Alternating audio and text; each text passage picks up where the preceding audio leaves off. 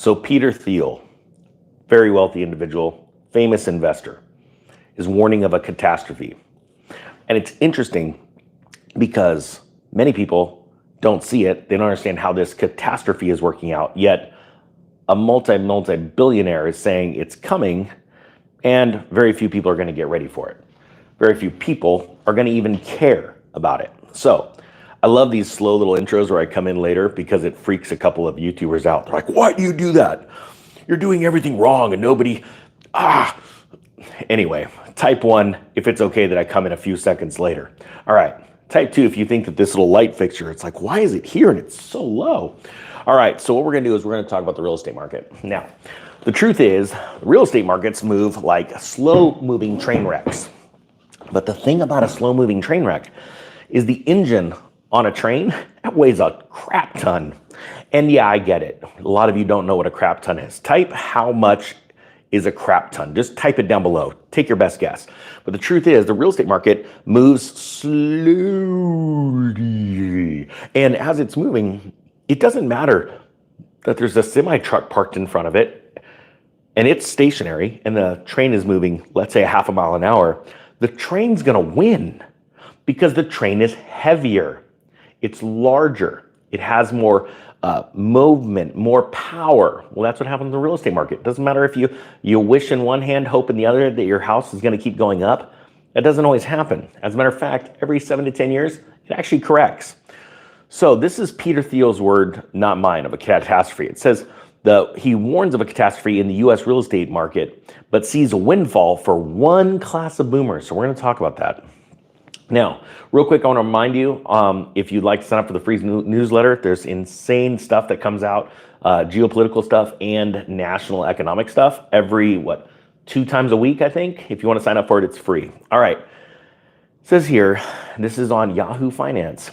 As a co-founder of PayPal and the first outside investor in Facebook, Peter Thiel is widely recognized for his expertise in the tech world, but lately the billionaire venture capitalist has been sounding the alarm on an entirely new sector, real estate. You know, it's an interesting story. How many of you guys, type Tom if you remember MySpace and then Facebook, this picture of a guy sitting at his desk doing this, and his name was Tom. Do you guys remember that? Type Tom if you remember that. I'm sitting having dinner the other night, and right across from me, I'm talking to a gentleman that exited a company in 2014 for around $518 million, and that was Tom. He went completely silent after that, left the country, and started, traveling all around the world. I would do that too.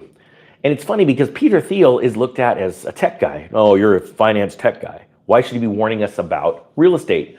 Well, it's funny about Tom. I'm sitting right across the table from him at a Mexican food restaurant with a bunch of influencers, and we're talking about business and stuff. What's the first thing Tom did after he sold MySpace? He went and bought a lot of real estate, a lot of commercial real estate. And so these guys that exit these tech companies, one of the first things they do is go buy massive complexes of apartment buildings or commercial complexes, like warehouses, and they build a cash flow portfolio. This is the most important thing you can do is have cash flow portfolio, right? True, it's not, cash flow is never easy. You've got to maintain it and work on it. And it's like a garden, right? The more time you put into it, the better the product comes out. But that's what you need to do. So this is what Peter Thiel did. He invested in a lot of real estate. So it says here, during an interview with the Free Press, Thiel drew upon the insights of 19th century economist Henry George to underscore the gravity of America's real estate crisis. He said the basic Georgist obsession was real estate, and it was, if you weren't really careful, you would get runaway real estate prices, and the people who own the real estate would make all the gains in the society, Thiel said. So the core of the issue, Thiel explained, lies in the extremely inelastic nature of real estate, especially in regions with strict zoning laws. Now, these are his words, not mine. The dynamic ends up being that you add 10% to the population in a city, and maybe the house price goes up 50%, and maybe people's salaries go up, but they don't go up by 50%, he said. So the GDP grows, but there is a giant windfall to the boomer homeowners and the landlords, and it's a massive hit to the lower middle class and to the younger people who can never get on the housing ladder. Now that's his quote right there. And if I was Joe Biden, I'd say, end of quote.